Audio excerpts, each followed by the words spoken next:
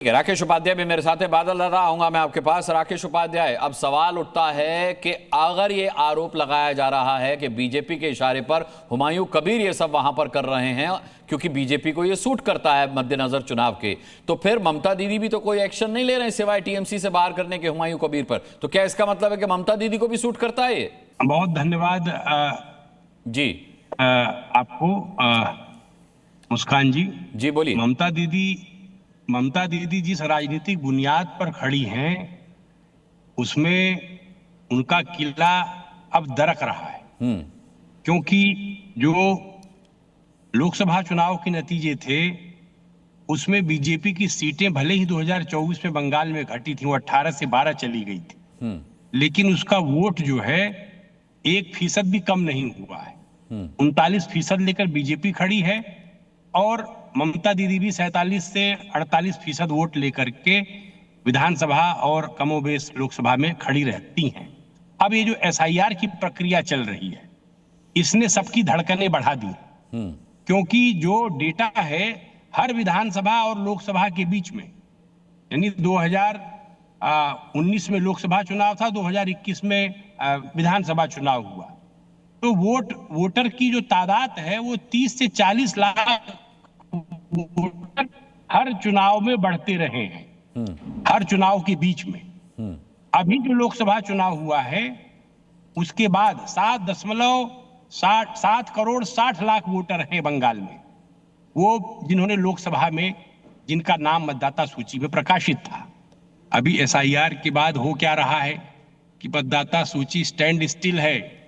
अभी 2026 आ गया, चुनाव होने जा रहा है, तो ये मतदाता सूची में वोट बढ़ नहीं रहा है। हर चुनाव के बीच 40 लाख वोट बढ़ जाता था, इस बार 1 लाख वोट नहीं बढ़ा है अभी तक एसआईआर का जो डेटा सामने है। इससे जो हड़कंप मची हुई है, तो अब मुस्लिम मतों को एकमुश्त कांग्रेस है, सीपीएम है और टीएमसी है, उनमें विभाजन अगर हो गया तो बीजेपी तो अपने आप रास्ता क्लियर करके लेके चली जाएगी, क्योंकि बीजेपी बहुत पीछे नहीं खड़ी है, ध्यान रखिए, बिल्कुल नेक टू नेक फाइट है। इसलिए एसआईआर में जहां मृतक मतदाता, घुसपैठिए मतदाता और जो ये फर्जी मतदाता हैं, इनका नाम जैसे ही हटेगा, मतदाता सूची शुद्ध होगी, वैसे ही बीजेपी का रास्ता बंगाल में अपने आप साफ होने जा रहा है। इसी की घबराहट है। ये हुमायूं कबीर उसी का पौन है, एक प्यादा है। ये क्या बाबरी बनवा लेंगे? अरे बाबरी अब कभी नहीं बनेगी हिंदुस्तान में, भ्रम में न रहें। ये हिंदुस्तान अब वो नहीं रहा जो बाबर के समय ठीक है रहा था। और ठीक है राकेश उपाध्याय, लौटता हूं आपके पास। बादल देवनाथ, बाबरी अब इस देश में नहीं बनेगी, ऐलान कर रहे हैं राकेश उपाध्याय। अब सवाल ये कि हुमायूं कबीर प्यादा है, किसका प्यादा है? भारतीय जनता पार्टी का प्यादा है या टीएमसी का प्यादा है? नहीं अनुराग जी, सबसे बड़ा बात है, इन्होंने पत्रकार है, उन्होंने बता दिया, इनके सुप्रीम कोर्ट का तो निर्देश तो है, लेकिन मैं जो कह रहा हूं, जो जिन लोगों का आपत्ति है, विश्व हिंदू परिषद, भारतीय जनता पार्टी, जिन लोगों का सबसे बड़ा आपत्ति है बाबरी को लेके, बाबरी नाम लेके, लेकिन ये लोग भी कह रहे हैं कोई भी व्यक्ति मस्जिद बना सकते, कोई भी व्यक्ति मंदिर बना सकते। जैसे ममता दीदी ने जगन्नाथ मंदिर बनाया, महाकाल मंदिर, दुर्गा मंदिर, सारे मंदिर, तारापीठ, सारे मंदिर संस्कार कर दिया। कितना अच्छा किया पूरे बंगाल में। आप भी आगे आइए, मैं आपको खूब घुमा लूंगा पूरा बंगाल में। 10.5 करोड़ लोगों का 94 स्कीम का सुविधा मिल रहा है, 94 स्कीम का सुविधा मिल रहा है ममता दीदी का। ममता दीदी को सोचने का कोई जरूरत नहीं इस बारे में, लेकिन ये लोग चाहते हैं जब ममता दीदी एक्शन ले, ममता दीदी उसको अरेस्ट करे, ममता दीदी उसके खिलाफ कुछ करे, ये बार बार यही बोल रहा है। लेकिन जिसका आपत्ति है, जिन लोगों का आपत्ति, वो लोग कोई गिरफ्तार नहीं कर रहे, वो लोग कोई एफआईआर नहीं कर रहे। जब मुर्शिदाबाद में जो लोग राम मंदिर बनाए, वो लोग भी कोई एक्शन नहीं लिया, कोई भी एफआईआर दर्ज नहीं किया, कोई भी कंप्लेंट नहीं किया पुलिस में। लेकिन सुप्रीम कोर्ट में अरे उनके ही सेंटिमेंट्स का फायदा तो उठाया जा रहा है बादल देवनाथ, वो क्यों कंप्लेंट करेंगे? एक बात बताइए, नहीं एक बात बताइए, वो क्यों कंप्लेंट करेंगे? और हिंदू मुसलमान के बाद मुसलमान बहुत डिवाइडेड हो जाए, हिंदू बहुत डिवाइड हो जाए, ममता दीदी को कुछ नहीं मिलेगा, यही सोच है। कितना खराब सोच है, कितना नीच सोच है। इसमें कुछ नहीं होगा सर, इसमें कुछ नहीं होगा। ममता दीदी के पास 10.5 करोड़ लोग हैं और ममता दीदी चौथी बार के लिए फिर खेला हो जाएगा, फिर खेला होगा और ममता दीदी 2026 में चौथी बार के लिए सीएम बनेगी। ठीक है।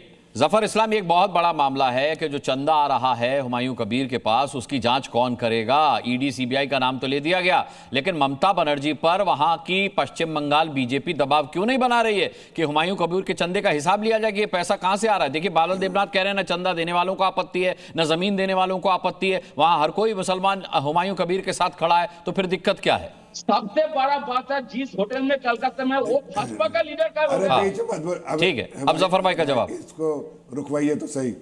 देखिए, मैं ऐसा कह रहा हूं कि मंदिर हो, मस्जिद हो, उसके बनने में हमें किसी को कोई आपत्ति नहीं है, लेकिन आपत्ति यहाँ पर है कि वो जो समाज को तोड़ने वाला जो अप्रोच है हुमायूं कबीर का, कि उसको बाबरी मस्जिद नाम देना, और ये पूरे सहमति से हो रही ममता के, तो यहाँ पर लॉ एंड ऑर्डर की बात है और मस्जिद मंदिर की बात नहीं है, लॉ एंड ऑर्डर की बात है। और लॉ एंड ऑर्डर जो है बंगाल में फेल हो चुका है, और उसका एक और नमूना ये है। दूसरी बात मैं कह रहा हूँ, अरे चुप रहो तुम, बदलना दो, बोलने दो सबको।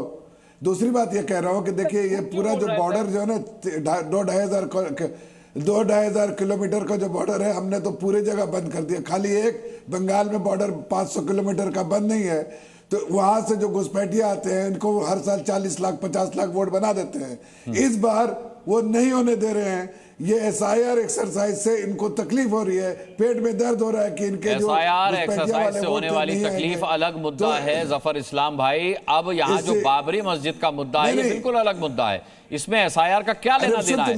जो लोग चंदा दे रहे हैं, जो लोग जमीन दे रहे हैं, देखिए दोनों मुद्दे मिले हैं भाई। अच्छा। इसीलिए तो कह रहा हूं, ये सब देख रहे हैं एसआईआर वाले मुद्दे, उनके घुसपैठिया नहीं आ रहे हैं, तो इसलिए यहाँ पर ऐसा समाज में इस तरह से बाबरी मस्जिद का करके लोगों को उसका के इस तरह का काम करे ताकि मुस्लिम समाज का एकजुट वोट उनको मिले।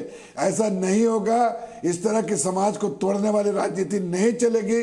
पूरे तौर से घुसपैठिया को इस बार आइडेंटिफाई किया जाएगा, और एसआईआर एक्सरसाइज के बाद ममता बनर्जी के जाने का रास्ता हो जाएगा। इसलिए देवनाथ जी, आप खेला हो चुका है, खेला आप कर रहे थे ना, अब खेला आपके साथ हो गया है। अब आप नहीं टिकेंगे वहां, जरा से भी नहीं टिकेंगे। अब वहां जाने का समय है, और अपना घर संभालिए, जाने का समय है। अमित शाह स्वस्थ रहे, भला रहिए। अमित शाह को आप लोग देखिए, अरे अमित शाह जी तो बहुत स्वस्थ है। ममता बनर्जी देखिए जरा, उनका सेहत का ध्यान रखिए। भाषा, खराब भाषा भी पार्लियामेंट में बोल दिया। ठीक है सर 10 सेकंड चाहूंगा कि 10 सेकंड ठीक है।